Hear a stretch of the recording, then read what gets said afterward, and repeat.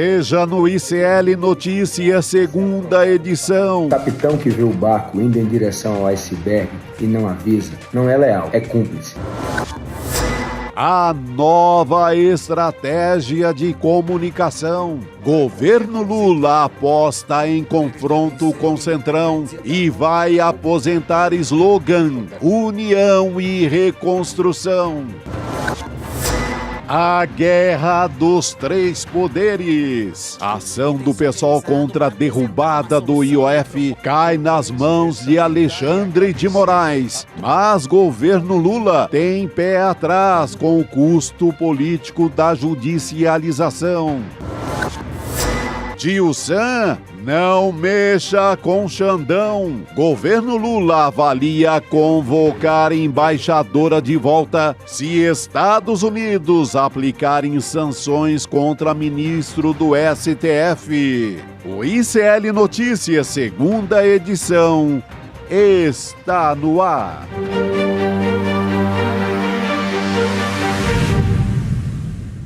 Olá, boa tarde. Seja muito bem-vindo, seja muito bem-vindo. O ICL Notícias, segunda edição, está no ar. Mais uma semaninha começando ao vivaço nos canais do Instituto Conhecimento Liberta, Eduardo Moreira, no canal da Voz Trabalhadora no YouTube, também na Pop TV, no Rio Grande do Sul.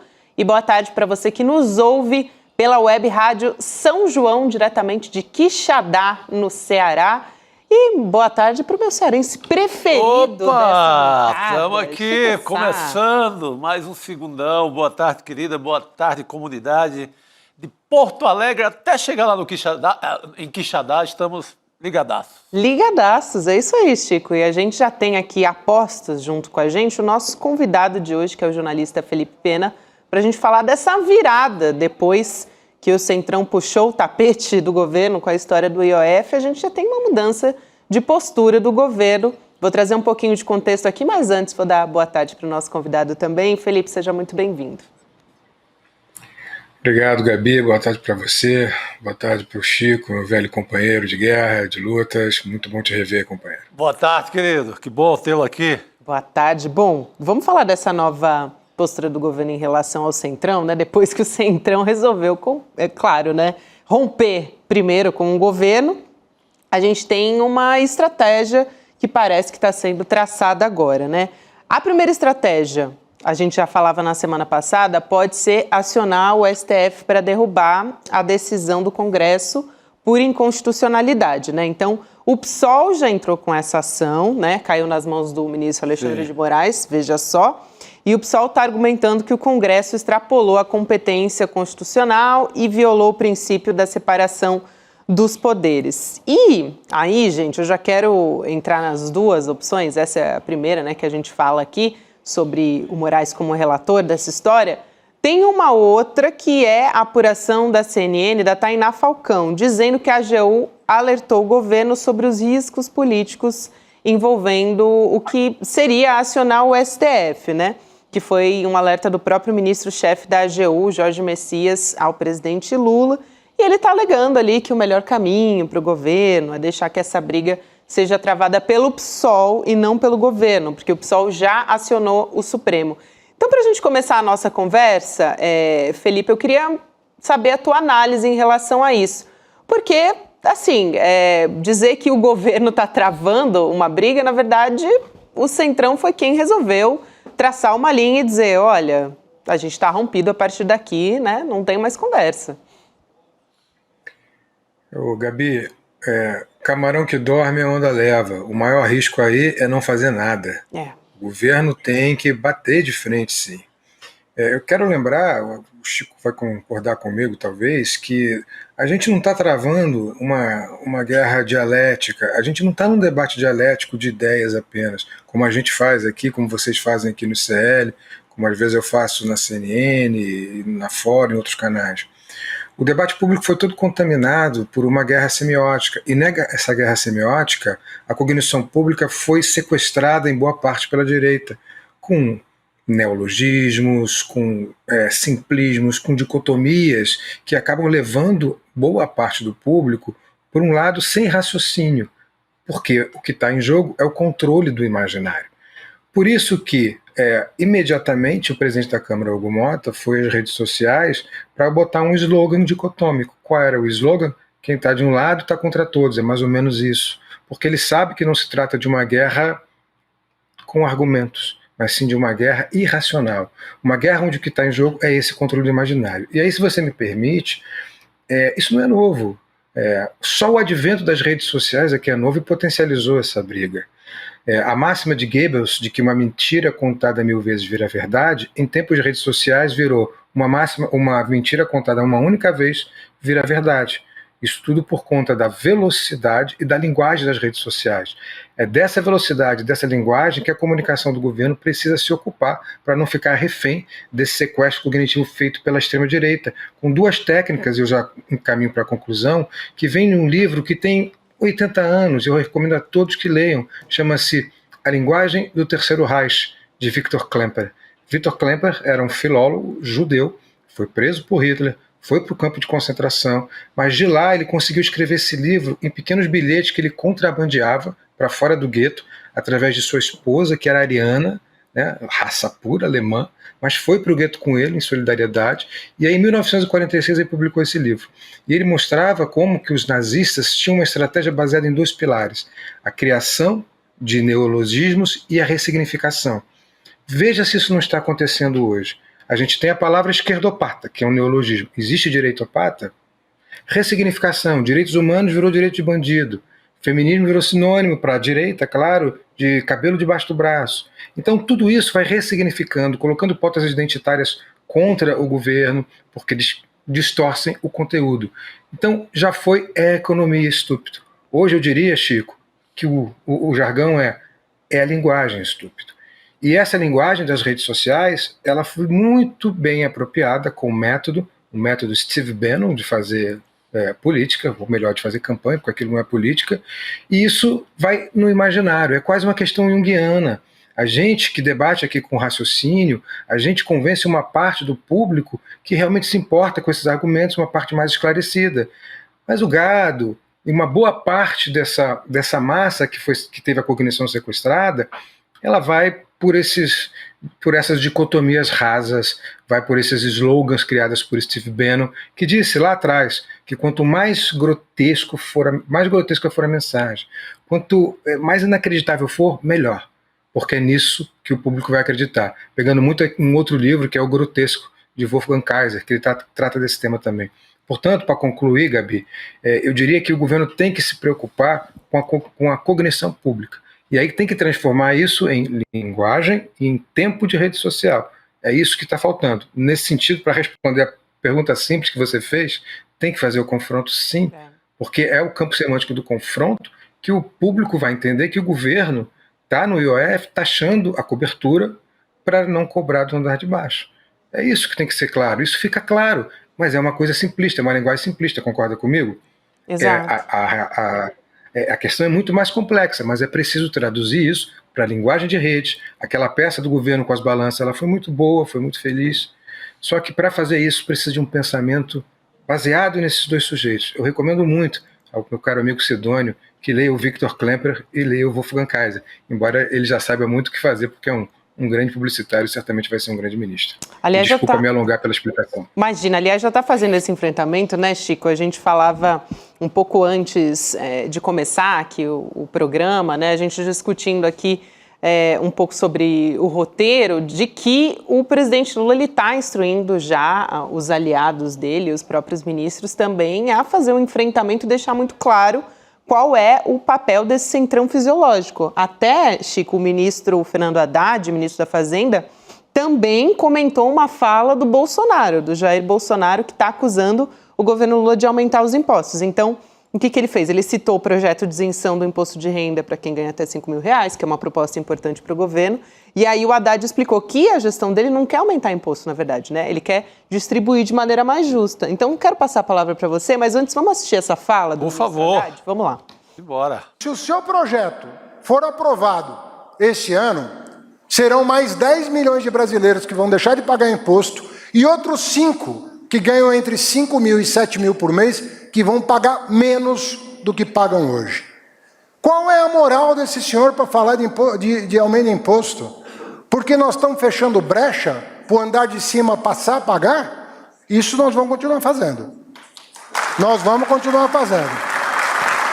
Nós vamos fechar todas as brechas que são criadas por jabutis, que no Brasil o jabuti é órfão de pai e mãe.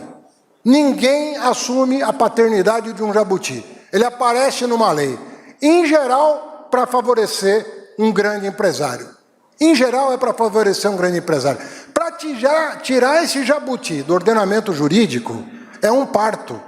E cada vez que a gente sequestra esse jabuti, tira ele da árvore e remove do ordenamento político, tem a grita do andar de cima de que aumenta imposto. Não, isso não aumenta imposto. Isso é ter um mínimo de respeito com o trabalhador que paga suas contas com o Estado em dia. Muito direta essa linguagem do Haddad, né, Chico? Muito bom, como deve ser. Eu acho que o governo, nesse sentido, Felipe, acho que vive o seu melhor momento na questão de enfrentamento. Você citou o vídeo das balanças, é um acerto, é um vídeo pedagógico, né? Então, desde a semana passada, a gente vive uma situação de disputa de quem defende rico, quem não defende rico, há justiça tributária ou não há justiça tributária, por que o Hugo Mota corre hoje, como vai se dar daqui a pouco, para a casa do João Dória, para reunir com o PIB de São Paulo, para reunir com a turma do dinheiro de São Paulo, para tentar rearrumar a casa da direita do Brasil e a casa do dinheiro do Brasil diante desse enfrentamento do governo. Então, eu acho que o governo tem seu melhor momento nesse sentido de rede social, que costuma sempre ser goleado, perder feio. Eu acho que o governo tem um bom momento nessa briga direta com o Congresso. É uma briga de fácil compreensão. Quem está defendendo o rico e quem não está. Senão, é um enfrentamento que está ficando pedagógico, está ficando didático, e eu acho que tem que manter por aí e até aumentar mais o tom. Não dá para recuar nesse sentido. Aí vou também trazer uma outra fala aqui mostrando como isso que você disse, né, Chico, vive seu melhor momento na questão do enfrentamento, também fica evidente quando o Hugo Mota tem que se justificar, né? Então, sim, por exemplo, ele usou as redes sociais hoje para se defender, falando, não traiu o governo, eu tinha alertado sobre a resistência do Congresso em relação ao IOF e tal. A gente tem um vídeo também dessa fala, já voltamos a conversar, vamos lá. O capitão que vê o barco indo em direção ao iceberg e não avisa, não é leal, é cúmplice. E nós avisamos ao governo que essa matéria do IOF teria muita dificuldade de ser aprovada no parlamento. O presidente de qualquer poder não pode servir a um partido, ele tem que servir ao seu país. Aí depois, no Senado, o Jacques Wagner, né, que é líder do PT, na casa, ele defendeu que houve uma mudança de postura, que não é uma subida de tom, que não é isso, é basicamente se defender, dar explicação à população, né, sobre o que aconteceu, e o Hugo Mota tem que ir para as redes sociais, então demonstra que está sofrendo uma pressão ali nas redes, né, Chico, e também quero te ouvir a respeito disso, Felipe. Olha, Gabi, eles usam todas as armas que a direita sempre usou, né? Hoje teve até matéria da Economist para dizer que o Lula eu vi na matéria que me dá uma vontade de rir, porque é simplório, né? Dizer que o Lula está errado por criticar o bombardeio ao Irã, que ele se afasta do Ocidente. Como assim? Foi o Ocidente inteiro falou sobre isso e criticou, com exceção do Donald Trump, né? Mas enfim, eu volto ao tema anterior. Eu acho que o Hugo Mota, quando faz esse vídeo, como eu já tinha comentado, ele está muito bem orientado para usar as redes sociais. Ele tem 35, 36 anos, é um jovem que trabalha com comunicadores jovens, e aí ele usa as duas frases. Uma delas, por exemplo, que no começo, né, o capitão que vê o barco afundando tem que denunciar, senão ele é cúmplice. Veja, é de fácil compreensão, né? Eu diria até que ele se alinha com um certo outro capitão aí que já foi presidente da República e está prestes a ir para Papuda, para ser preso. Fica muito evidente essa pressão. Os deputados têm 50 bilhões de emendas. Né? Quando o governo fala em eles abrirem mão de 10%, representaria uma economia de 5 bilhões, é uma grande chiadeira. O Brasil tem 800 bilhões, vejam esse número, sempre que falo eu me espanto, eu não consigo não me espantar. 800 bilhões por ano em incentivo fiscal a empresas. Isso é inadmissível.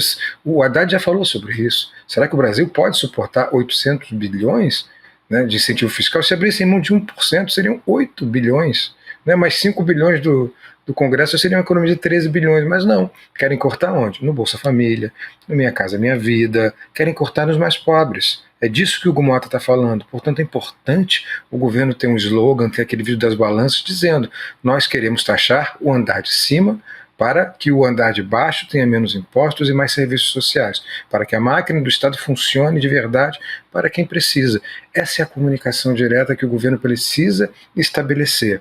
E mais do que isso, nós precisamos, na SECOM ou nos partidos que apoiam o governo, de uma máquina, eu chamo às vezes, Chico, de gabinete do amor. Não é um nome bom, mas é só para se contrapor ao que ainda existe, que é o gabinete do ódio, que é uma máquina disciplinada de produzir fake news contra o governo, que consegue pautar os meios de comunicação e o debate público na internet.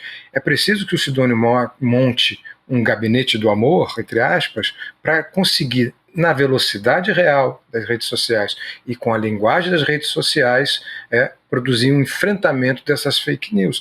Senão nós vamos ter de novo na eleição aquelas fake news tradicionais, como tivemos a famosa mamadeira de piroca, e outras fake news que foram jogadas tanto contra o Haddad em 2018, como contra o Lula em 2022. Vou lembrar da recente, que minou muito a popularidade de Lula, né, que foi a questão do PIX, o que era apenas uma normativa do Ministério da Economia, se transformou numa lei, era mentira.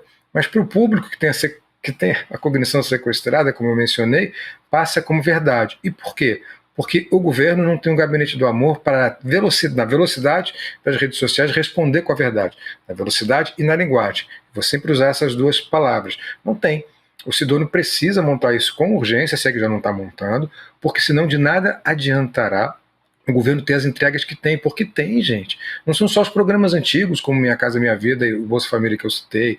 Tem aí o Pé de Meia, tem o Desenrola, tem a isenção do imposto de renda, que vai ser o carro-chefe para quem ganha até R$5.000 e depois ela é escalonado. Tudo isso dá o discurso, Chico, que o governo precisa. O discurso bem direto, eu diria até simples, e simples não significa ser superficial. Superficial é outra coisa. Discurso simples, direto, mas que atinge a camada da população. Taxar a cobertura para poder dar algum conforto a quem precisa, que é o andar de baixo. Perfeita essa comparação. Vamos seguir, mas para fazer isso tem que seguir no confronto. Então, repito, a única coisa que não pode acontecer, Gabi e Chico, é ficar parado. O governo precisa fazer alguma coisa, precisa enfrentar. De novo, Chico, você que gosta muito, camarão que dorme, a onda leva. É isso aí, sem a menor dúvida. Ô Chico, a gente até falava sobre essa enxurrada de críticas aí, né, que o Hugo Motta está enfrentando nas redes, que é um bom termômetro. Eu peguei aqui os dados só para a gente ter, porque é um levantamento do analista de redes, o Pedro Barciela. Ah, boa. Ele traz no mês de junho 92% das cerca de 3 milhões de citações ao Congresso foram negativas. E aí ele traz os motivos dessa insatisfação, né, dos usuários. Ele diz, principalmente por medidas impopulares, gastos públicos excessivos, percepção de conivência, alinhamento com interesses de elites econômicas e o mote Congresso inimigo do povo. É até uma hashtag, né, que tem circulado. Depois a gente vai trazer os memes também que estão circulando, mas tem o Hugo Motta, por exemplo, bebendo aquele whisky, né, numa festa de São João, e aí tem a tarde em cima, emendas parlamentares, quer dizer, é o que está circulando e ele claramente já entendeu que é motivo de preocupação, né? E começa a pegar, viu, Gabi e Felipe, começa a pegar essa ideia de um Congresso que se apropria das emendas, que manda esse dinheiro para a sua região. É quase como o Hugo Motta mandando para a família Hugo Motta, o Lira mandando para a família Lira. Tá pegando essa compreensão popular, porque o povo não está vendo obra lá no final da ponta com esse dinheiro. Há até quem fale no Congresso de um cashback, que essas emendas, na verdade, noves fora qualquer obra que ela vá fazer, lá que normalmente não faz, que o deputado já tira um dinheiro mesmo ali, dinheiro limpo para o bolso, no mínimo para a próxima campanha eleitoral. A gente está sendo muito bonzinho quando a gente diz que isso vai para a obra ou vai para algum serviço social lá na ponta. Se for atrás mesmo da história, como o gabinete do Flávio Dino, do ministro Flávio Dino está indo, vai ver que na ponta, além de não ter obra, também esse dinheiro já desapareceu. Então, se for a fundo, e segundo as apurações, essa investigação do Flávio Dino atingiria 80 deputados. Então, você vai chegar numa história maior beirando o cashback, que é para tanto de dinheiro que o deputado manda, ele fica com tanto reservado no cofre. Então, a gente está na beira de descobrir coisa infinitamente maior do que está rolando até agora. Daí que o governo não deve recuar nesse sentido. Acho que é a primeira hora boa do governo com enfrentamento direto, né, mostrando para a população como o Congresso atrapalha os planos do governo, como o Congresso quer cortar de auxílio social, quer cortar de Bolsa Família, quer congelar salário mínimo por 6 anos, que é a proposta da economia, dos economistas da direita. Então, o jogo do momento é esse. Em cima dessa pedagogia e nesse confronto direto com o Congresso, não abrindo mão dessa linha.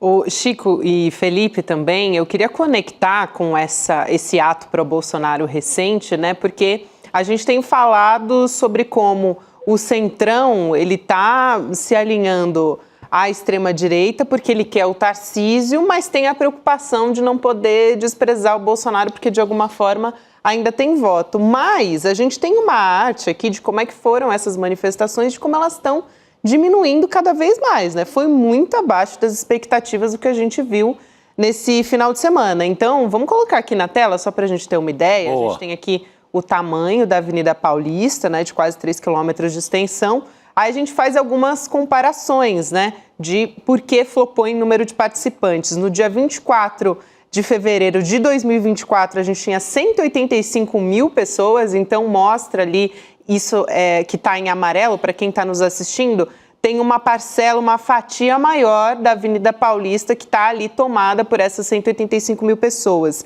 Aí diminui muito quando a gente olha para abril de 2025, 45 mil pessoas, depois vai diminuindo mais ainda para o que a gente tem agora, que é no dia 29 de junho, nesse domingo, 12 mil pessoas.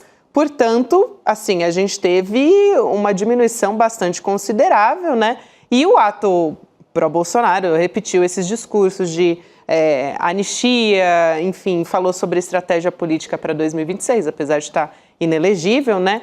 Só que ele também falou, eu vou trazer um trechinho do vídeo, Felipe, para te passar a palavra. Ele fala sobre formar uma maioria no Congresso. Vamos tentar entender essa história assistindo esse vídeo. Vamos lá. Se vocês me derem, por ocasião das eleições do ano que vem, 50% da Câmara e 50% do Senado, eu mudo o destino do Brasil. Tarcísio, quando eu falo isso, tem outros 50% para o republicano, para o PSD, para o PP, o MDB, União Brasil. Se vocês me derem isso, não interessa onde esteja, aqui ou no além, quem assumir a liderança vai mandar mais que o presidente da República. Com essa maioria, nós elegeremos o nosso presidente da Câmara, o nosso presidente do Senado, o nosso presidente do Congresso Nacional, a maioria das comissões de peso no Senado e na Câmara. Nossa, olha isso, né, Felipe? Mandar mais que o próprio presidente. O presidente supremo do orçamento secreto, né? Ele está anunciando, quase isso. É isso. Um governo paralelo, sei lá, alguma coisa dessa linha. Ele tem razão, Chico. Ele tem razão. Sim. E a gente tem que prestar muita atenção nisso. Isso. Eu, lá na Fórum, no dia seguinte à eleição do Lula, eu alertei sobre isso. Olha, na próxima eleição, em 26, vão ser 2/3 das cadeiras do Senado. Essa eleição do Senado é tão ou mais importante que a própria eleição presidencial. porque se eles tiverem o controle do Senado, como vocês sabem, eles conseguem fazer impeachment do ministro Supremo, conseguem fazer como o Viktor Orbán fez na Hungria, por exemplo, passar de 11 para 21, e se o presidente for de direita, se ganhar um presidente de direita, ter o controle do Supremo Tribunal Federal.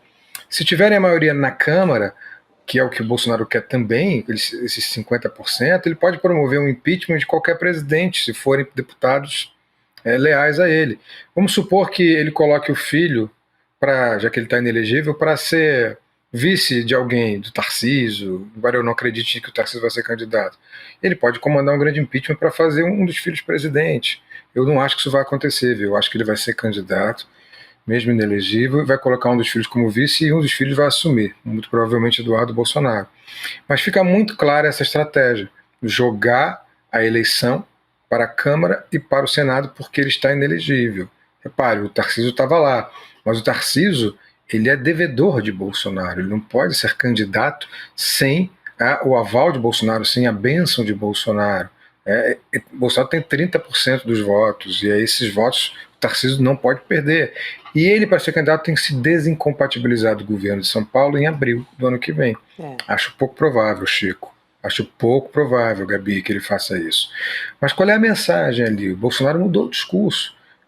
Óbvio que ele mudou o discurso, né? Ele saiu do discurso da anistia para o discurso do controle do Congresso, porque a anistia não deve ser pautada.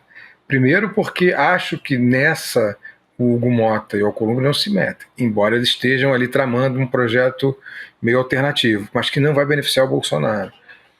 Daí ele faz a chantagem com os próprios deputados. Eu vou botar os meus eleitores para elegerem 50%. Tem esse poder? Não, não tem. Mas para isso não acontecer também, nós aqui temos que estar organizados. A sociedade civil progressista tem que estar organizada. Eu vejo em redes sociais, Chico, não sei se você repara isso, que eles têm uma ordem unida. Eles conseguem pautar, botam um assunto, botaram aquele deputado lá de Minas, eu não me recuso a falar o nome, que todos vocês sabem, botou lá a pauta e todo mundo segue a pauta. Né? O gado vai ali atrás do berrante, qualquer que seja o berrante. E a gente que é mais racional, que tenta fazer disputa dialética, não consegue minimamente se organizar muitas vezes, Chico. A gente não consegue seguir um ao outro.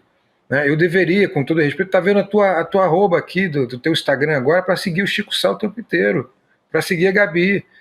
A gente tem que fazer isso, porque eles se seguem mutuamente, eles fazem essa transferência de popularidade de seguidores entre uns e outros, entre outras estratégias que eu posso mencionar aqui. A gente faz, Chico, um estudo na universidade em que eu monitoro 1000 grupos bolsonaristas e 1000 grupos de controle. E aí eu atribuo o grau de efetividade à produção de fake news nesses grupos. Então eu vejo o nascedouro disso. Eu vejo como eles se portam. Lá nos grupos de controle eu tenho bolsonaristas e não bolsonaristas. Eu tenho a sobrinha do Zap, que eu chamei de sobrinha do Zap porque é o melhor exemplo. É quem vai lá e contesta, tio, isso aí é mentira. Aí eu atribuo o grau de 1 a 10 para a efetividade das fake news. O Pix foi grau 10. Nem as sobrinhas do Zap conseguiram desmentir. E não tinha uma capilaridade. Eu não tinha arroba do Chico Sá para divulgar. Claro que eu tenho, Chico. Eu estou aqui fazendo uma alegoria. É preciso que todos tenham a arroba do Chico Sá.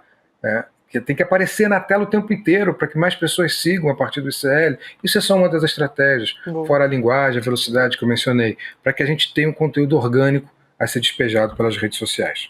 Desculpa se me alonguei mais uma vez. Não, muito bom, meu cara. Fundamental aqui a sua participação. Felipe Pena, um prazer ter você aqui com a gente. Espero que a gente te veja mais vezes por aqui. Valeu, querido. Um grande abraço. Valeu, querida. Obrigado, Chico. Obrigado, Gabi. Um grande abraço para todos aí do CL, para essa audiência super qualificada. E um beijo para a Carol, que eu sei que está começando aí hoje. Obrigado, querido. Boa noite. Valeu. A Carol, que está aqui na nossa equipe, nas férias, o nosso querido André Ozeda. Sim. Aliás, quem está chegando aqui, Rodrigo Viana, já pode vir à frente das câmeras. Por favor, se apresente para o jogo. Tem sempre aquele segundo, né, para não passar na frente da isso. Tem um jogo das câmeras aqui? É um jogo de câmeras aqui dos nossos bastidores. Aí tem sempre aquele segundo exato que Rodrigo Viana entra aqui para conversar com a gente.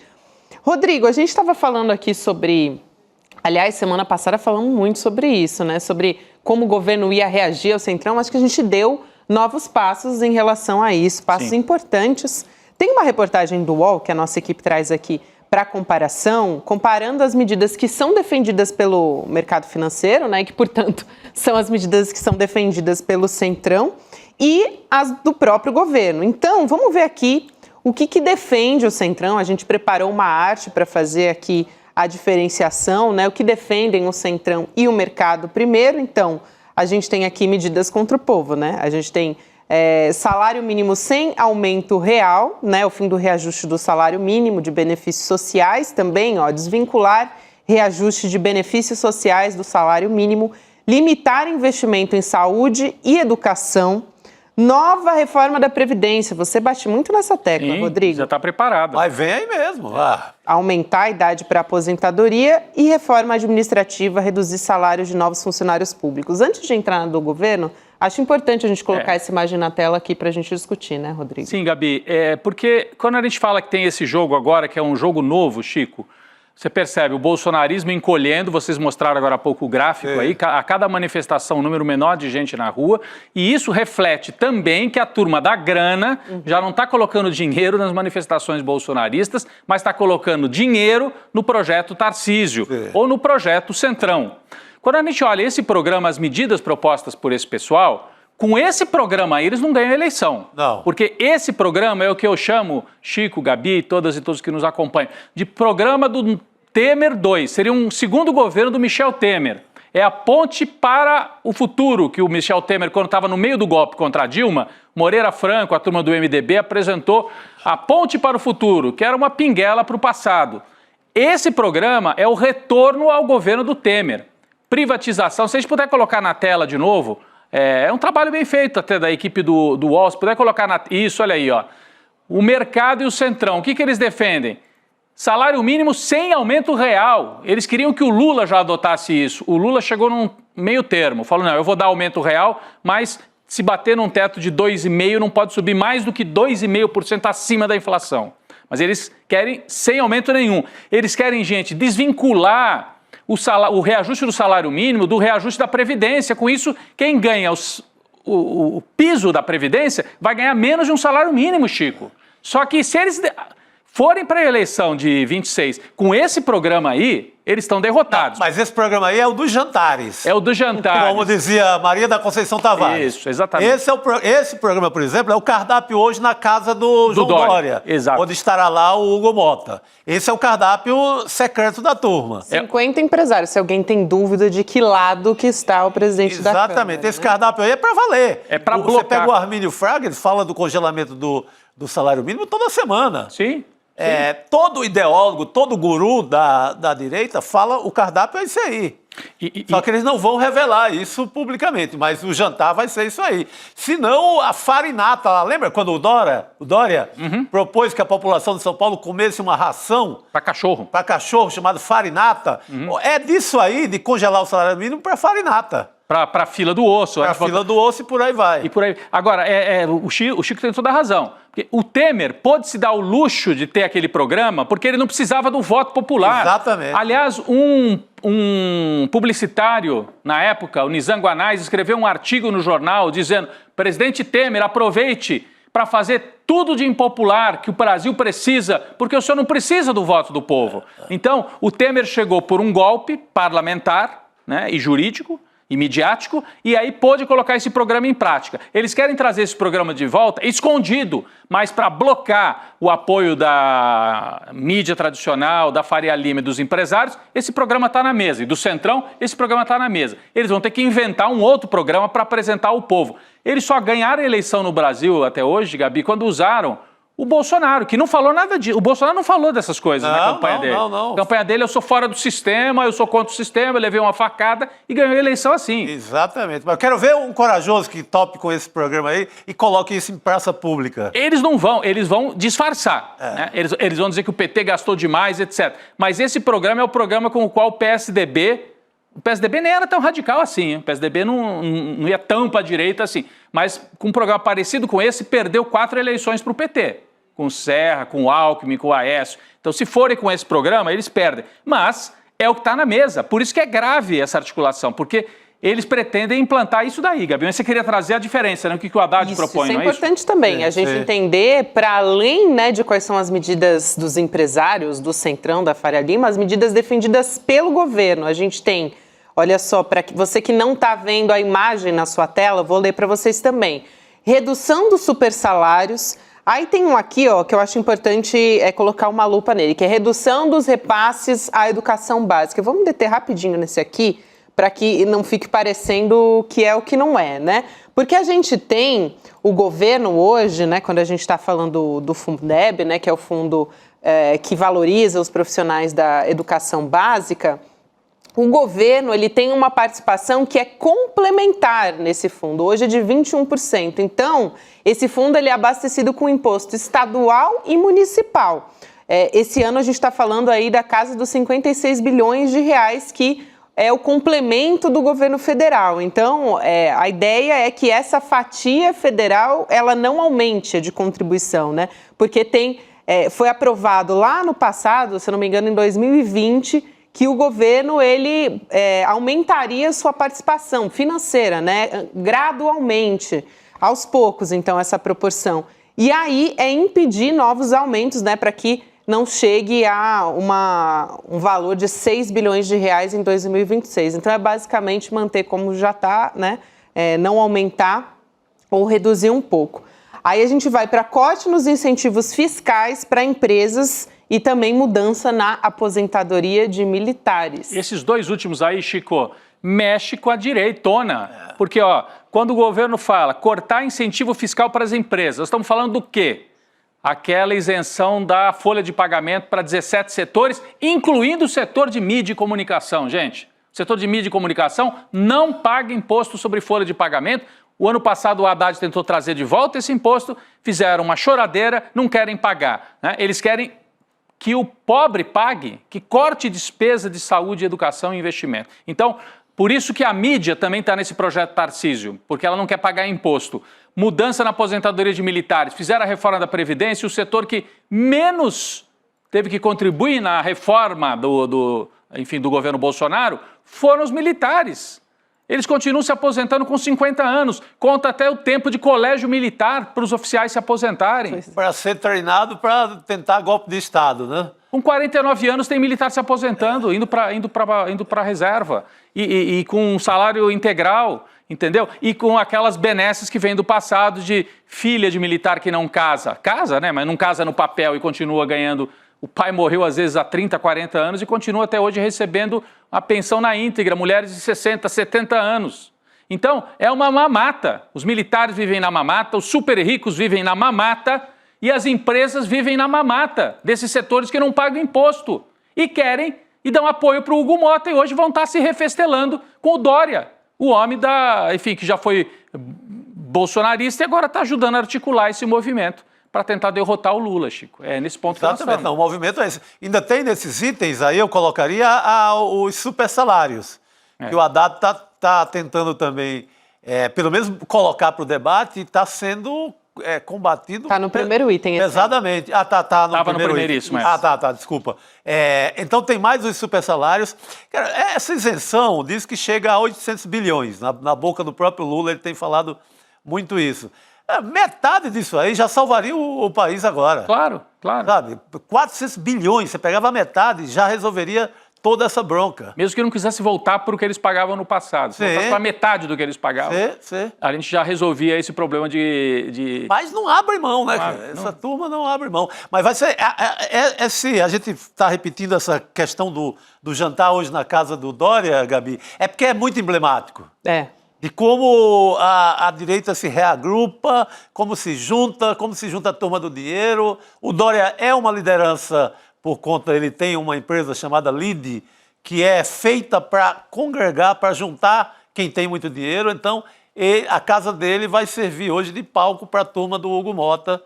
Vamos ver o que sai de lá. Coisa boa, não é? E é o famoso sentiu o Galvão do Hugo Mota, né? Porque ele virou o rosto desse centrão. Oportunista, fisiológico, traíra, ele é personificação, né? Tentou se apresentar no começo como um bom moço e tal, eu não sou o Arthur Lira, olha, está parecendo pior que o Arthur Lira, porque o Arthur Lira não escondia, falava que ia fazer e fazia.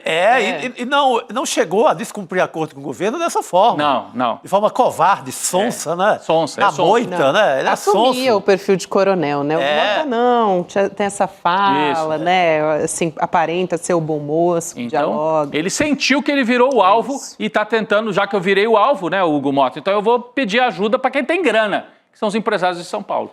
Isso aí.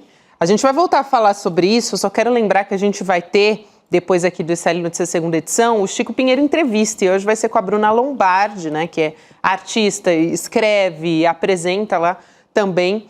Tem 72 anos a Bruna Lombardi e fala sobre todos esses assuntos. A gente tem um trechinho dessa conversa que a gente vai conferir a partir de agora e já voltamos a conversar com o nosso convidado, que é Orlando Calheiros. Fica aí, calma aí, vamos assistir.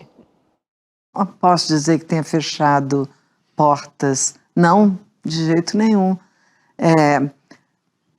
Mas também não posso dizer para você que eu abri as portas que eu abri, eu pessoalmente, por causa das pessoas me considerarem bonita, porque, na verdade, nem para os meus papéis de atriz, os mais marcantes, que eu sempre escolhi personagens ou mulheres fortes ou grandes personagens marcantes, a característica principal desses personagens não era nunca a beleza. Então... Não era a princesa de Hollywood. Não era, mas às vezes tentavam que fosse. Aí sempre são escolhas, às vezes você faz, às vezes você não faz. O importante, eu acho, nisso tudo é você não acreditar nisso como a tua única chave, né? Uhum. Não, aquilo te representa porque você é o que você é, mas você é mais coisas e essas outras coisas também têm que estar presentes, porque senão você não é inteiro, né?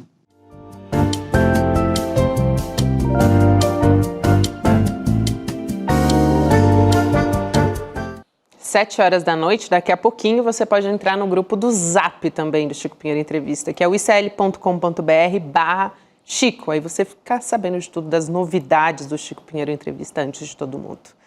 Vamos seguir aqui falando sobre a comunicação do governo e estratégias também. Tem essa questão toda com o Centrão que a gente falava até agora. O Orlando Calheiros, antropólogo, vem conversar com a gente.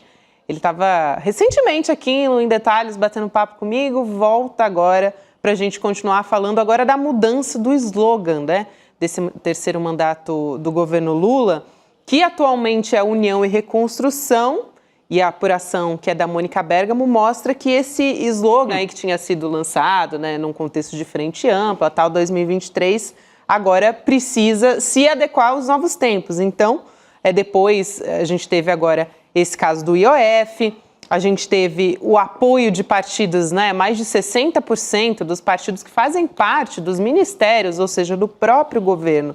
E aí o presidente Lula e os aliados também chegam à conclusão que esse é o momento do enfrentamento e que também que esse slogan não faz mais sentido, que seria uma ilusão diante dessas traições. Vamos chamar o Orlando para conversar com a gente? Ele já está aqui. Oi, querido. Boa noite para você. Seja muito bem-vindo.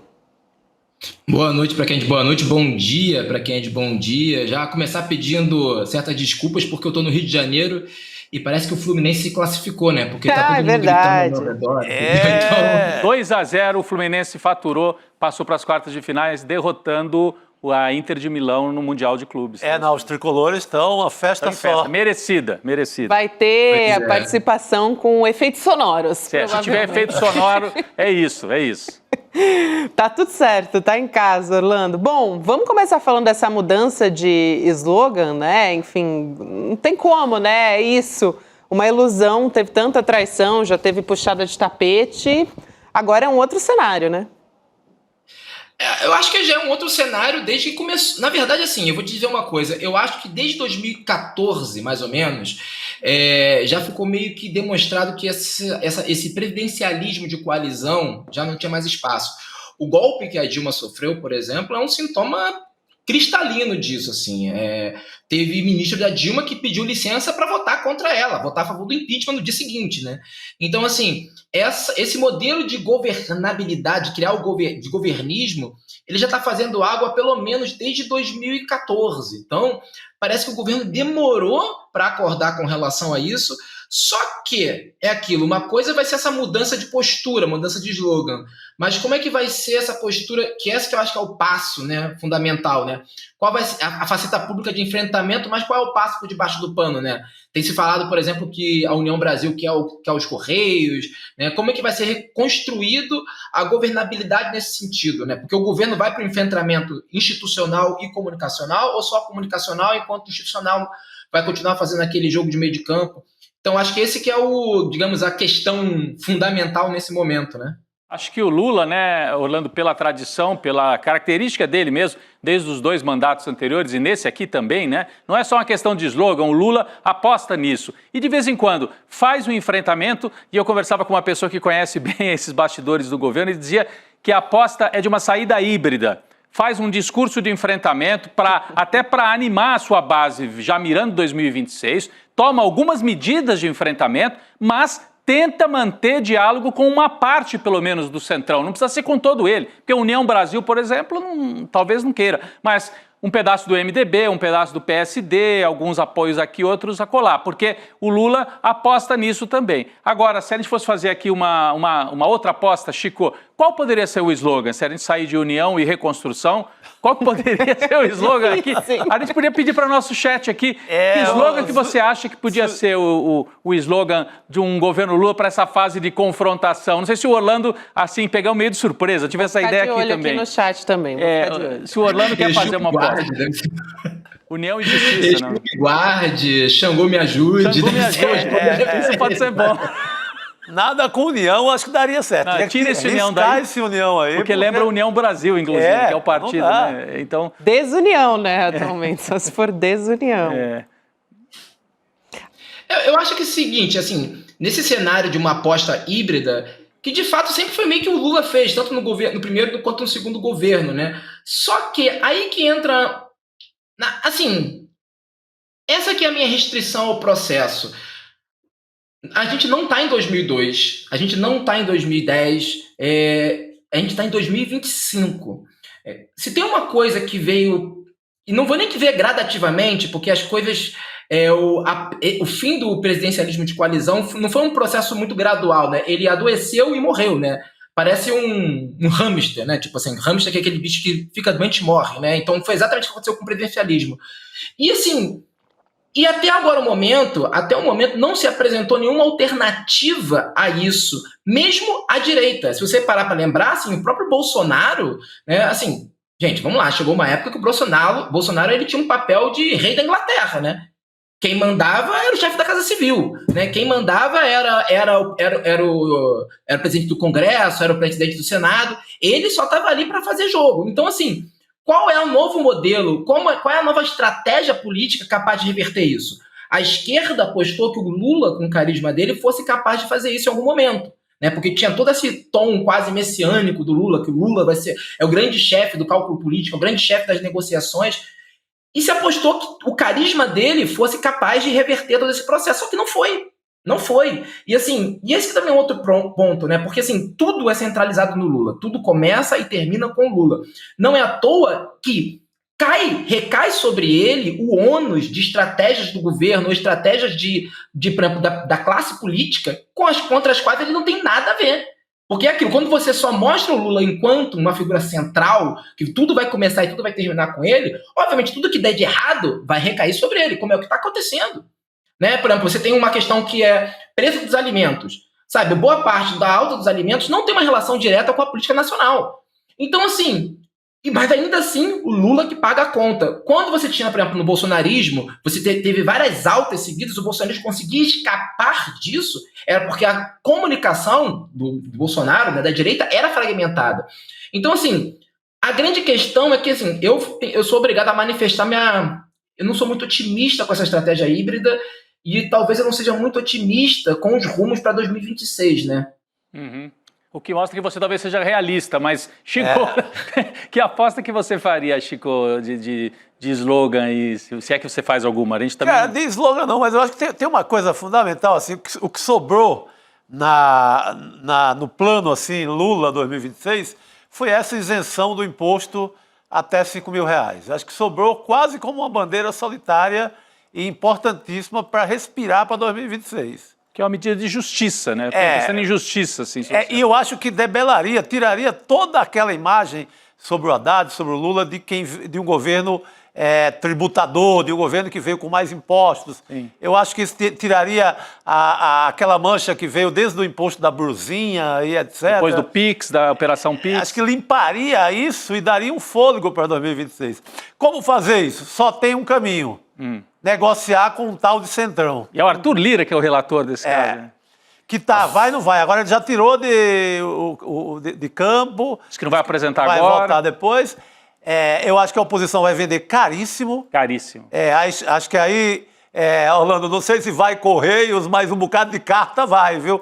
Vai carta, vai telegrama, vai um bocado de coisa, se quiser aprovar essa história. E talvez o Centrão, Gabi, já passo que a Gabi tem algumas... a nossa comunidade está fazendo algumas sugestões aqui, mas talvez o Centrão esteja esperando o cenário político se definir melhor. Se o Lula se recupera um pouco, o que acontece após a condenação do Bolsonaro que vem em setembro, o Bolsonaro não põe gente na rua, essa articulação do Centrão vai dar certo ou não vai? Acho que eles estão olhando para ver... Domingo foi mais um termômetro. Mais um termômetro. Se vai para baixo o bolsonarismo, então a gente faz uma apostinha no Lula aqui, arranca um monte de concessão e vê se o Lula ganha de novo em 26 ou não. Mas, enfim, é um cenário ainda indefinido, né? Gabi, você ia retomar algumas sugestões? Eu pesquei alguns aqui, porque são muitos, né? Tem gente fazendo piadas, lembrando de algumas coisas, assim. Eu tô pescando, viu, vocês aqui, por exemplo... Tudo pelo social não, né? Que é do Sarney. Não, essa é do Sarney, não vale. Agora, o Amorim da Praia Grande, aqui de São Paulo, disse, o novo slogan tem que ser vamos pra cima. Eu acho que depois da Virgínia, na CPI das Bets, não dá muito certo isso, né? Não, Tem aqui o Davi Fazolari dizendo Brasil agora ou nunca, ou então Brasil mostra sua cara. Júlia Larré, Democracia e Reconstrução. Tem um interessante aqui do Rogério Matias, Brasil, para quem precisa mais. Janete Nienou, dizendo com o povo, pelo povo, para o povo. Assim, pelo que eu estou entendendo, tem muita gente sugerindo alguns aqui, uns slogans mais de enfrentamento ao Centrão e outros dizendo que tem que comunicar, dizendo que, na verdade, a prioridade são os mais pobres, né? E não os empresários. Assim, uma coisa que traga uma ideia de justiça tributária, de justiça tem um social, certo ensaio sabe? disso, né? Sem muita convicção, mas já é o que está rolando, esse ensaio de... Justiça para o povo, alguma coisa nessa linha aí, né? Justiça com o povo também, né? Não para, mas com, talvez. Eu gostei do Brasil para quem precisa mais, do Rogério. Brasil para quem precisa mais. Bom, a ideia Faz sentido, a ideia é boa, a ideia é boa. A gente não ganha para isso também, nas publicitários ganha uma grana, né? Para se juntar e passar alguns dias, né? Para bolar Mas olha, o chat aí tem muita sugestão. Tem alguns na linha do Orlando, assim, né? Seja o que Deus quiser, né? Pô, cara. Brasil acima de tudo, Xangô acima de todos. Só se for uma coisa assim pra pegar. Seria muito luxo, seria muito luxo. Só na macumba, cara. Só na macumba. Também pode ser. Chama o Paulinho do Palmeiras. Né, com sua flecha de Oxóssi. Sou fã do Paulinho, pô, abraço pra Flávia, abraço pra família toda, mas, pô, fiquei muito triste com aquilo, cara, sou botafoguense. Estamos falando com um botafoguense. É verdade, gente. Mas será que, eu acho que tem um drama, assim, quando se falar enfrentamento. Aí tem um enfrentamento que seria o enfrentamento mais legítimo e bonito, interessante, sonho de todo mundo, rua, pressionando o Congresso, para o Congresso votar coisas favoráveis ao povo e ao governo. Você ainda acredita nessa utopia, Orlando? Há possibilidade de mobilização popular? Porque eu acho que só isso ou é negociação, infelizmente. É negociação e tentar ganhar comendo pelas beiradas, que é a aposta do Lula para 26, eu acho. Assim, no quesito mobilização popular, eu acho que tem um problema. E aí esse problema passa, inclusive, pelos rumos do próprio PT. Assim, é fundamental que se fale. O PT é o maior partido de esquerda da América Latina. Então, assim, e ao redor do PT eles gravitam sindicatos, gravitam associações, gravitam ONGs. Então, assim, o PT ele tem um papel central nessa mobilização. E o partido parece não estar muito interessado nisso. Parece não estar muito interessado. Assim, o partido, talvez desde 2013, o PT tem uma certa aversão às ruas, uma certa aversão ao que pode acontecer nas ruas, porque as ruas elas são uma aposta, né? E parece ter alguns processos de centralização política, enfim, que não valeria a pena entrar aqui, que são um pouco avessos a essa ideia de convocar as massas, preferindo, aí sim, os acordos palacianos, os acordos que são feitos, né, nos jantares e tudo mais. Isso faz parte da democracia. Eu não estou aqui, né, fazendo aquela coisa do tipo, então esses acordos escusos. Não, isso faz parte da democracia. Só que chegou num ponto em que só um dos lados estão jogando esse jogo, né? Porque uma grande questão é que o Centrão não joga mais isso. O Centrão, eu tô aqui domando um cachorro que ele tá nervoso por conta da manifestação aqui do Fluminense, tá? Então qualquer coisa, gente. Mas assim, o Centrão já não joga mais por essas regras. O Centrão, ele já não joga mais esse jogo da democracia, dos jantares. Ele joga assim, o jogo da performance, o jogo da comunicação. Se você for ver o que está acontecendo nas redes da direita, especialmente dos políticos, você vai ver uma espécie de reality show, né, que não tem nenhuma relação com o que está na vida política real. O que eu acho, assim, que as ruas têm um papel, as ruas teriam um papel fundamental, mas acho que teria um papel fundamental no momento em que você tivesse uma renovação política da própria esquerda. E assim, é algo que demora tempo, que demanda tempo, mas é algo que refrescaria, assim, novas lideranças. Porque, assim, gente, vamos lá. A direita está há 3 anos se preparando para substituir o Bolsonaro. Nesse momento, o Bolsonaro vale mais preso do que solto para a direita. Ele vale mais enquanto símbolo do que enquanto político ativo, né? A esquerda ela está presa ao Lula há pelo menos uma década. Assim, o Lula tem uma importância histórica, social, simbólica, fundamental. Mas quem vai vir depois? O que vai vir depois? Se o Lula, por exemplo, não puder concorrer no ano que vem, qual é o candidato que a esquerda tem de nome nacional capaz de mobilizar as pessoas? Não tem. Não tem. E seria importante ter candidatos no plural, porque assim, uma coisa, mesmo que não concorra, mas são pessoas para fazer voto, pessoas para terem voz, pessoas para fazer a mensagem circular. E parece que não tem investimento nisso. A esquerda institucional parece estar condenada a investir sempre nas mesmas estruturas. Parece que sofreu uma ossificação ali no final de 2012, 2013, que foi a última fornada de grandes nomes, e até agora já se passaram 10 anos sem ter uma nova geração de políticos capazes de mobilizar o povo. Então, assim, além de ter as ruas, seria necessário investimento em novas lideranças. Eu acho que aí sim, a gente seria capaz de talvez constranger essas figuras, porque aí sim a gente seria capaz de fazer a mensagem circular. Só para finalizar muito rápido isso, por exemplo, uma parcela considerável do público evangélico tem uma aversão ao Lula. Isso é pesquisa, isso não é achismo. Existe uma aversão ao Lula porque a direita conseguiu colar à imagem do Lula uma série de aspectos negativos. Beleza. Então nenhuma mensagem que chegue a essas pessoas por via do Lula vai ser bem aceita. Então você teria que investir em um novo nome, né, em novos nomes capazes de fazer com que a mensagem das esquerdas, pode ser simplesmente a exposição da hipocrisia dessas figuras da direita. Isso não está acontecendo. Não tem investimento nisso.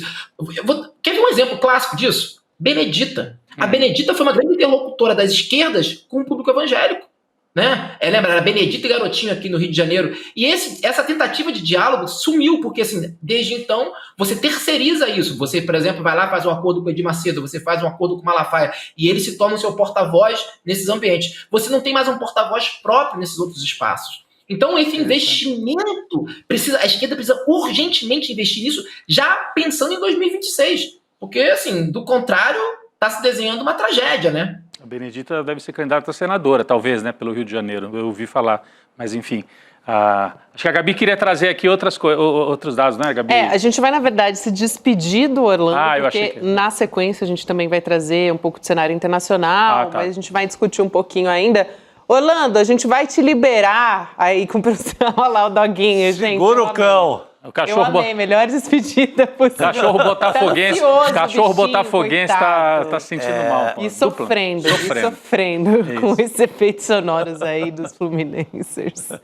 Valeu, Orlando. Obrigado, Orlando. Belo papo, valeu. Até mais, boa noite, querido. Obrigado. Só para não deixar de trazer, né? Porque o pessoal quando a gente comentou aqui dos memes, né? Aí falaram, tá, mas cadê os memes? Gente, então vamos colocar aqui alguns que estão circulando. O principal é aquele do Hugo Motta virando uísque. Mas antes a gente colocou um outro aqui na tela, né? Que tem aqui um pouco essa diferença entre o que defende o Centrão e o que defende o governo. Aqui acho que fica claro. Vamos taxar bancos e casas de apostas, né? Uma pessoa, o engravatado diz. E aí, outros dois engravatados, exagero, coitados. E aí tem o Congresso Nacional, fundo, né? Dá pra ver que é Brasília ali, a casa do Congresso Nacional. Aí, Hugo Motta, e se a gente desse aposentadoria e salário integral para deputado? Aí os deputados, né, os engravatados respondem, aprovado, viva a responsabilidade fiscal. Embaixo, Congresso inimigo do povo, ricos, paguem a conta. Esse é um deles. Depois tem o Hugo Motta sentado numa montanha de dinheiro, falando é preciso cortar gastos dos pobres, gente, não dos mais ricos. Por isso que eu digo, ele está virando a personificação do cara Centrão. disso. É a cara desse Centrão que manobra em favor da Faria Lima. Assim como a gente estava falando agora há pouco, Chico, que pegou até certo ponto a história de taxação para o Haddad, está pegando no Hugo Motta e no Centrão, né, e naqueles que eles vão apoiar para 26, essa pecha de que defendem os ricos. Se ficar isso, meu amigo, depois não descola mais. Né? Aí, adeus. Aí tem aquela do uísque, né, gente? Cadê? O do uísque? É essa, mamata. Tem essa que é mamata e tem também uma outra que eu vi que é bem parecida com essa, só que aí ao invés de mamata tá escrito emendas. Emendas. A boca aberta, como é que o Chico fala? Goela, né? Goela. Goela gigantesca aí dele. Eu acho que tem uma coisa, tem um capítulo aí à parte desse jogo, que é o que o Flávio Dino vai fazer com essa investigação ou não. É tanto que o Centrão vai em cima do Lula achando que ele tem poder de tirar o Flávio Dino da jogada. Convenceu o Flávio Dino a pegar leve. Porque, olha, o que se sabe é muito pesado. Eu falei aqui em cashback, que era cashback mesmo. Sim. Você entrega tanta emenda para o município e recebe tanto dinheiro, vivo. Tinha até atravessador, né, que assinava contrato. Então, é muito barra pesada esse escândalo. Uhum. E atingiria 80 parlamentares graúdos. Eu acho que a grande negociação do momento é essa. Tentar frear de todo jeito o Flávio Dino em cima dessa investigação e talvez ser ali bonzinho por 2 dias com o governo. Uhum. Porque também não dá mais para confiar nessa relação, né? Não dá. Essa relação com o Hugo Motta não dá para confiar. Um cara que ele está no meio dessa treta em Brasília, ele corre para a casa do Dória para se reunir com o PIB de São Paulo. Não é de confiança. Tá quase desenhando, né, o gráfico assim pra gente, né? Eu não sei porque não botaram a reunião já no Palácio dos Bandeirantes, com o Tarcísio. Acho que é porque lá faz mais frio e o Hugo Motta talvez tenha problema com frio. É frio que é um diabo lá no Palácio dos Bandeirantes. O Morumbi venta muito. Você já deu plantão lá de tarde? Meu Deus do céu. É um lugar descampado, assim, né, Gabi? Porque coloca logo dentro da casa do Tarcísio e faz lá. Que o jogo é esse, né? O jogo é esse. É uma operação em curso. Bom, gente, falando em operação em curso, a gente teve aula ontem, né, sobre o Investir é para Todos. Eduardo Moreira trouxe a importância, né, de todo mundo saber começar a investir, mesmo começando com pouco, é para todo mundo. Foi basicamente isso, assim, aula para quem não sabe nada, assim. Então, vamos lá. A gente vai ter o replay dessa aula, né, essa foi uma aula aberta, e a gente teve bastante gente assistindo, mas teve muita gente que pediu, não conseguia assistir e tal, então tem essa oportunidade acessando o icln2.com.br. Se você estiver aí assistindo pelo seu celular, né, você consegue dar uma pausa e colocar no seu navegador. E a gente tem condições exclusivas ainda também para quem for assistir o replay agora. Tem aquele tempo limitado, então é bom não esperar muito para colocar o seu e-mail aí e poder ter acesso à aula completa, que é tipo um beabá, assim, né, para quem quer começar a investir. Então, vale super a pena. Maravilha. Recado dado, gente. Recado dado. Recado dado. Vamos falar de noticiário internacional também. A gente está falando aqui da extrema-direita brasileira. Tem Donald Trump também nessa jogada, né? Claro. A gente falava sobre o governo Lula, tem uma outra equação nessa história que é a seguinte, né? O governo Lula está avaliando, e esse contexto político que o governo se encontra é bastante importante. Por quê, né? Ele está avaliando convocar a embaixadora brasileira, né, nos Estados Unidos, se acontecerem aquelas sanções contra o Supremo Tribunal Federal, principalmente contra o ministro Alexandre de Moraes. Então, seria uma maneira, né, de assim, aplicar sanções de volta, vamos dizer assim, se o Donald Trump insistir em atacar o Alexandre de Moraes, em atacar o judiciário e a soberania brasileira, no fim das contas, né? Só que aí tem a postura do próprio presidente Lula nessa história. Vamos chamar o Jamil Chad, que ele vai ter apuração para contar para a gente a respeito disso, né? Porque é um enfrentamento contra o governo Donald Trump num momento que é bastante delicado também para o governo Lula, né? Jamil, boa noite para você. Boa noite a todos, espero que estejam me escutando. Infelizmente hoje estou num lugar ao ar livre, mas eu acho que a gente consegue conversar aqui. Tem uma chuva intensa chegando, também espero que ela dê um tempo, Jamil. Senão vai dar que nem aquele nos jogos aqui, Chico, os jogos aqui do Mundial de Clubes. Pausa, voltamos mais tarde, etc. Mas não, vamos tentar fazer funcionar. Olha, Gabi, o que acontece? O governo brasileiro trabalha, obviamente, com cenários. Qual seria o cenário caso o governo americano, então, adote aquelas sanções que o bolsonarismo tanto quer? O Brasil não vai adotar sanções comerciais contra os americanos. O Brasil não vai fechar a fronteira contra autoridades americanas. Não vai retirar o visto de Donald Trump, sei lá. Não. Agora, a resposta que o governo brasileiro avalia é uma resposta política. O que quer dizer isso? Claro, uma declaração, uma nota de protesto, sem dúvida. Agora, além disso, o que o governo brasileiro, esse cenário do Planalto, é de volta ao Brasil a embaixadora Maria Luísa Viotti, que está em Washington, é a embaixadora brasileira, como um gesto de repúdio aos americanos. Ou seja, nós não concordamos com essa prática, consideramos isso como uma ingerência nos assuntos domésticos brasileiros. Não é uma ingerência na vida privada de Alexandre de Moraes, ou de Barroso, ou de Carmen Lúcia. Não é uma questão pessoal. É um ataque, vai ser considerado, se isso um dia acontecer, vai ser considerado como um ataque às instituições brasileiras. E como um ataque às instituições brasileiras, o país precisa reagir. A reação é justamente, então, uma delas, é de convocar de volta ao Brasil a embaixadora para demonstrar que não há, basicamente, uma satisfação em relação ao que a relação, obviamente, azedou. Essa mensagem já foi passada ao governo americano, que eu apurei no Palácio Planalto, é que a mensagem do governo ao governo americano, o governo Lula ao governo americano, é de que se isso for adiante, a resposta do Brasil será uma resposta política e que o Brasil tem linhas vermelhas. Ou seja, se passar disso, nós teremos de reagir. Agora, dito isso, é obviamente uma situação complicada. Primeiro, porque Donald Trump não ataca só o judiciário brasileiro. Olha só o que aconteceu agora, no fim de semana. Donald Trump foi às redes sociais para atacar o judiciário de Israel. O judiciário de Israel, que está fazendo um processo contra Benjamin Netanyahu por corrupção.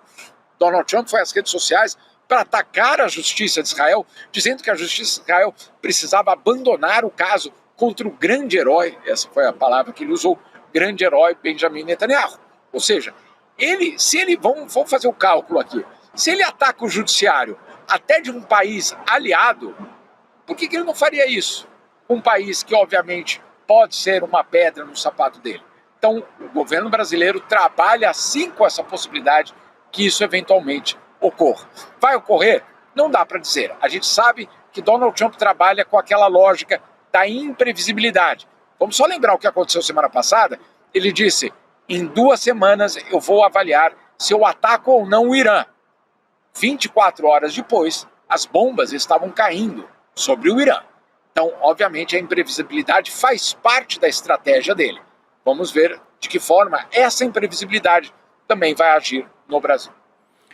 Na sexta-feira, Gabi, a gente comentou aqui que o Eduardo Bolsonaro estava cobrando que outros atores políticos brasileiros entrassem nessa guerra para ajudar a convencer as lideranças lá republicanas, não trumpistas, né, melhor dizendo, do que republicanas. Então, o Eduardo Bolsonaro está cobrando, por exemplo, ele acha que o Tarcísio de Freitas, o governador de São Paulo, não entrou tão forte como eles gostariam nessa operação. E é uma maneira dele mostrar que o Tarcísio não é tão confiável assim. Então, essa operação, né, de ataque ao Alexandre de Moraes, se ela vier mesmo, né, tem a ver também com essa articulação que é política, já mirando 2026, e eu imagino, Jamil, Chico, Gabi, que se isso acontecer, o Eduardo Bolsonaro ganha ainda mais força para ser o candidato da extrema-direita, que daí ele vai mostrar, olha só, eu tô aqui, consegui arrancar, né? É assim que ele vai vender, né? Consegui arrancar algo importante para o nosso lado, que é uma sanção contra o Alexandre de Moraes. Então, a gente tem que ficar de olho nessas sanções como parte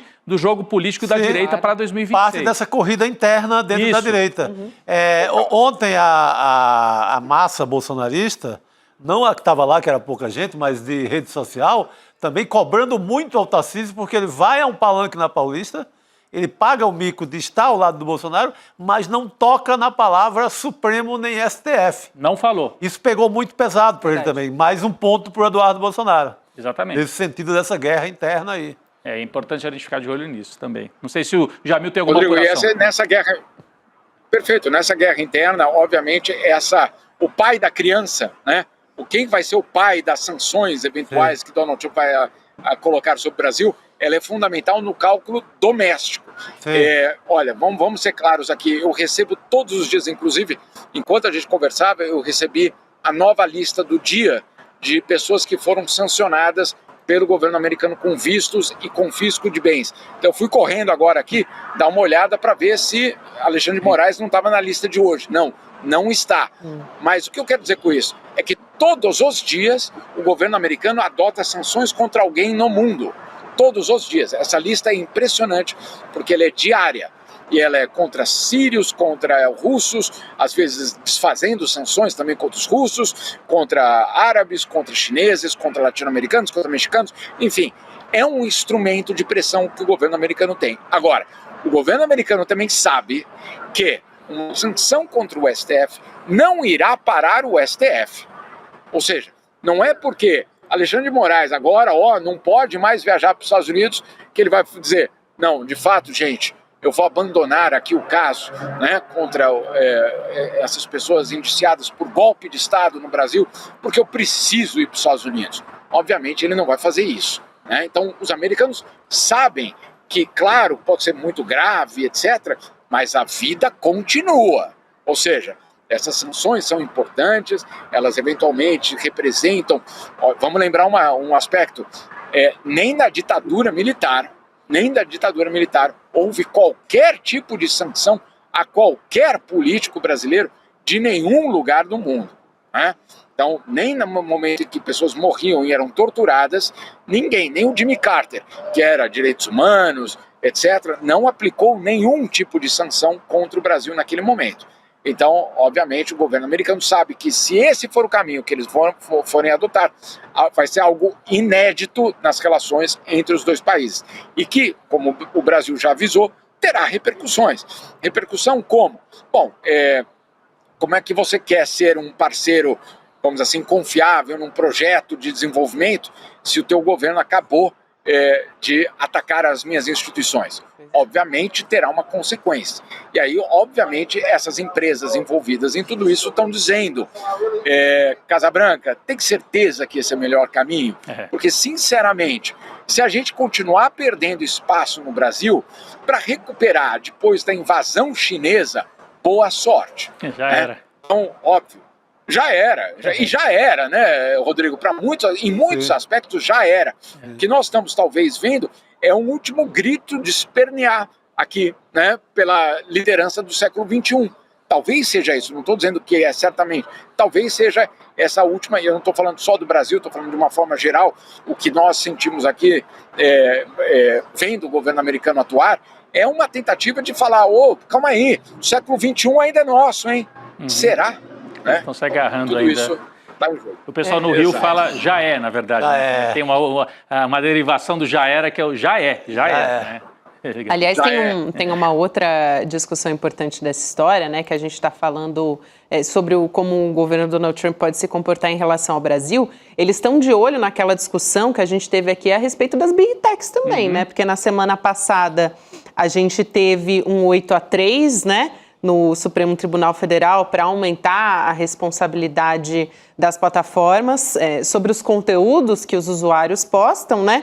E aí, no Canadá, se a gente traçar aqui um precedente, vamos dizer assim, o Trump rompeu as negociações, né, depois que o governo do Canadá optou por cobrar novos impostos para as empresas de tecnologia dos Estados Unidos. Então, olha só, para trazer aqui alguns dados sobre isso. A taxa canadense seria de 3% sobre receitas de serviços digitais de empresas que faturam acima, gente, de 20 milhões de dólares anuais, então, no país. Então, a gente está falando aqui de Amazon, de Meta, de Google, Apple, enfim, Big Techs que estavam ali. A gente está vendo as imagens aqui na tela, para quem não está vendo, é a posse do Donald Trump quando ele estava ali junto, na linha de frente da posse dele, os donos, né, os CEOs dessas empresas. Então, isso é importante também, porque o Trump ele foi até para as redes sociais, né, dizendo que essa medida é um ataque direto e flagrante ao nosso país, falando especificamente contra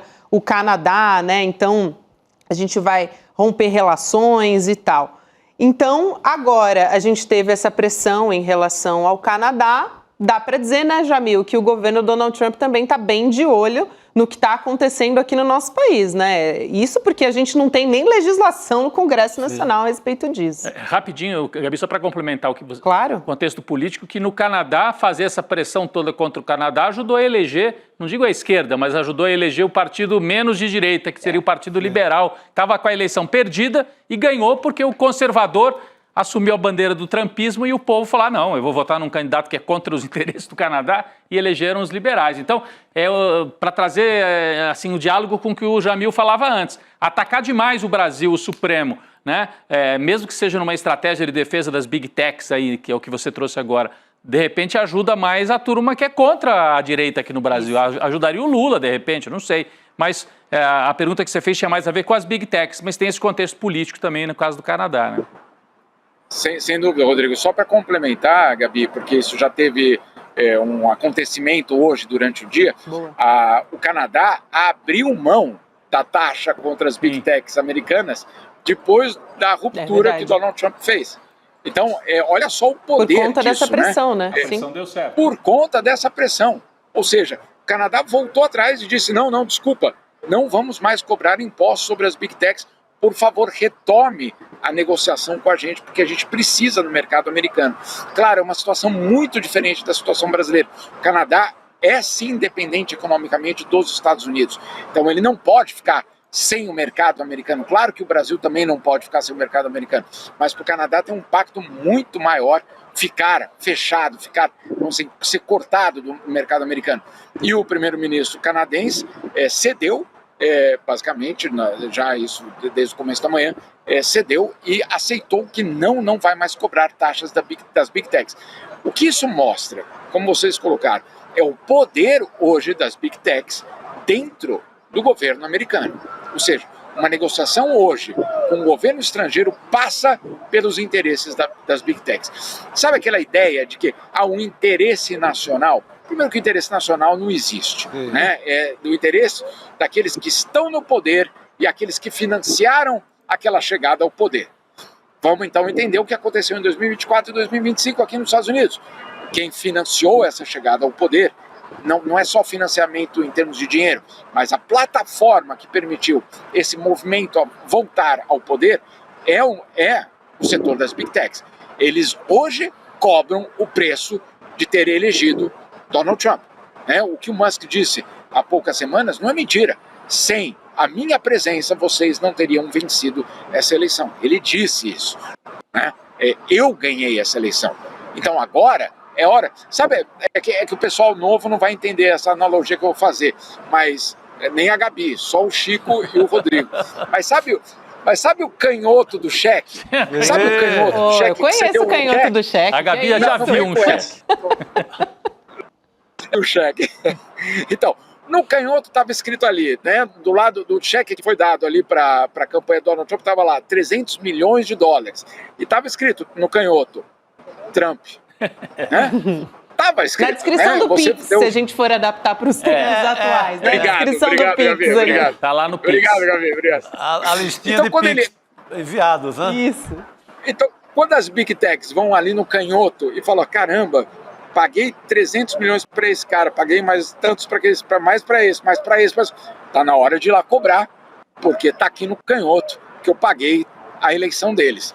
Então é isso que nós estamos vendo, né? E você tem um governo, obviamente, refém hoje das Big Techs e age politicamente interno aqui nos Estados Unidos, mas na política externa também baseada nas Big Techs. Perdão pela analogia com o canhoto. É o canhoto. No Muito caso dele, bom, é o muito destro. bom. No caso dele, é sempre o destro, não é o canhoto. É verdade, No caso Rodrigo. dessa gente aí, seria o destro. Boa. Mas importante. Eu não sei se vocês ainda querem comentar, Chico e Rodrigo, porque eu queria trazer aqui a discussão sobre... Podemos avançar. Gente, tem uma informação que a gente vai trazer sobre Gaza, né? Parece que a gente fala, a gente chegou no fundo do poço mesmo, o máximo dos absurdos, não. Parece que a gente está cavando ainda mais esse fundo do poço. É uma coisa assim que é impressionante quando a gente está falando do genocídio do povo palestino, gente. Porque na sexta-feira a gente teve as autoridades lá em Gaza, olha só essa história, afirmando que pílulas narcóticas de oxicodona, que é um analgésico opioide, assim, muito forte, né, muito potente, foram encontradas pelos palestinos, né, pelas pessoas, dentro de saco de farinha que foram distribuídos em pontos de ajuda humanitária. E essa ajuda humanitária veio de onde? Dos Estados Unidos. Então, o escritório de imprensa do governo de Gaza disse o seguinte, abre aspas, é possível que essas pílulas tenham sido deliberadamente moídas ou dissolvidas dentro da própria farinha, o que constitui um ataque direto à saúde pública, fecha aspas. Então, a gente já teve palestinos morrendo, né, nesses pontos de entrega de, entre aspas, ajuda humanitária, porque como a gente já ouviu a ONU falar, né, é uma gota no oceano que está chegando ali. E agora, além desses absurdos acontecendo em centros de ajuda, a gente tem também opioide dentro, dissolvido em saco de farinha. Assim, é até difícil, né, de classificar, né, Jamil, o nível de crueldade que a gente está conversando aqui. Gabi, é por esses motivos que vários países, inclusive os europeus, que a gente tem todas as críticas que a gente pode ter contra os europeus, mas eles não aceitaram fazer parte desse sistema de distribuição de alimentos organizado por Israel e Estados Unidos. Por quê? Porque não havia nenhum controle independente sobre o que era distribuído, como era distribuído e, claro, as quantidades, quem teria prioridade, mulheres, crianças, etc. Quando os governos europeus e a própria ONU entenderam que esse novo esquema de distribuição de alimentos em Gaza era um esquema absolutamente parte da estrutura de guerra, ou da estrutura ofensiva de Israel, eles falaram, não, desculpa, nós não podemos participar disso. Ah, mas é um novo isso aqui vai substituir a ONU. Bom, substituir a ONU, você pode substituir, porque você tem alguns critérios básicos. E o critério básico é a ajuda humanitária, ela precisa ser de uma forma absolutamente transparente. O que é que tem nesses produtos, quem é que financia, quem é que recebe, quem é que distribui. Nada disso hoje, nenhum desses critérios hoje são cumpridos por esse fundo, para começar a chamar fundo, né? Mas enfim, o nome já é estranho. Como que é um fundo para ajuda humanitária? Pago por quem? Quem se beneficia? Enfim, e toda a polêmica em relação, claro, também, Gabi, às mortes que têm acontecido nos locais de distribuição. Passou a ser frequente. A gente nem reporta mais de tão frequente que passaram a ser essas mortes nesses locais de distribuição. É como se a gente tivesse naturalizado isso, né? Quer dizer, você vai tentar um mínimo para a sua sobrevivência. A gente está falando do básico, a gente está falando de água, muitas vezes, e essa pessoa morre. Sim. Assim, a distribuição serve como isca para atrair pessoas a serem mortas. Porque é o desespero, né? A exploração do desespero dessas pessoas, né? Não, eu estava pensando, enquanto o Jamil falava, se faz parte da operação que distribui a comida, é a mesma operação de guerra, e se quem está no poder no Israel já disse várias vezes que o objetivo é acabar com a população palestina, ou pelo menos tirá-la de lá, o risco de você usar a comida para afetar a saúde em larga escala é gigantesca. Eu fico pensando até, recentemente o jornal Haaretz fez matérias mostrando que comunidades israelenses que moram em Israel e que os israelenses da extrema-direita não gostariam que estivessem lá, estou falando da comunidade de judeus etíopes, recebiam as mulheres desta comunidade injeções para diminuir, por exemplo, a taxa de fecundidade. Então eu fico imaginando, eu estou só aqui fazendo uma hipótese, se não é uma distribuição independente, se é parte da operação de guerra, é o seu algoz que está distribuindo a comida. Em algum momento ele pode realmente colocar veneno na sua comida. Se a operação é essa, né? Exatamente. Um negócio impressionante. Exatamente. Por isso que ela não cumpre, Rodrigo, nenhum dos critérios humanitários. Nenhum. É isso. E por isso, obviamente, ela é contestada. E claro, Israel vem rapidamente dizer um absurdo. Eu estou distribuindo alimentos para os palestinos e vocês são contra a distribuição de alimentos aos palestinos. Não, né? Ninguém é contra. É isso. É isso, Jamil. Obrigada por hoje. Sempre bom ter você aqui com a gente. Bom trabalho por aí, querido. Obrigado, Jamil. Boa noite. Obrigado. Vou pedir um VAR porque começou a chover e eu vou pedir ali para o estádio americano, para o estádio americano interromper agora a nossa transmissão. A gente volta na quinta-feira. Valeu, Jamil. Valeu, querido. Valeu. É bom que a gente já foi na hora certa, né? A gente libera o Jamil pra ele correr na chuva. Estava tentando adivinhar onde é que ele estava, esqueci, eu ia perguntar, mas daí a gente tem que encerrar. Vai ser algum recanto ali do Central Park. Em Nova York, É isso. Em Nova York, exatamente. Bom, gente, olha, amanhã vamos com certeza ter novos desdobramentos sobre esses capítulos que a gente está trazendo aqui. Centrão com o governo Lula, vamos nessa, porque amanhã é muita coisa acontecendo lá em Brasília. E é o jantar e o jantar. De olho nessa comida aí. Vamos ficar de olho. Por favor. Rodrigo, Chico, boa noite para vocês. Boa noite. Agora a gente fica com o Chico Pinheiro, entrevista com a Bruna Lombardi. Valeu, pessoal. Valeu, obrigado. Fala, turma. É o seguinte, quer mais uma chance para assistir a nossa aula que fez o maior sucesso de educação financeira? Teve gente que perdeu por diversos motivos, né? Até por ter esquecido simplesmente e está querendo assistir. Então a gente vai liberar um link aqui para você poder assistir a aula e aproveitar tudo que ela trouxe de bom para as pessoas que estavam lá. Realmente, é uma hora para mudar completamente a sua visão sobre o mundo das finanças e dos investimentos. E no final da aula também uma chance de você se juntar a mais de 70 mil pessoas que fazem parte da nossa comunidade, que todos os dias acompanham os mercados e tem toda essa nossa ajuda, esse nosso suporte para reequilibrar a sua vida financeira, tá bom? Boa aula para vocês! Olá, eu sou a Juliana Baroni e tô aqui para te fazer um convite. Toda terça-feira às 19 horas tem o Precisamos Conversar, um programa de debates feminino. A gente tem que ver, tem que analisar, vale tudo por qual dinheiro, quem tem dinheiro e o que é dinheiro no país. Já foi mais ou menos uma cama. Aqui no Instituto Conhecimento Liberta e também nos canais do Eduardo Moreira. Então, você não pode perder. Um beijo, até lá!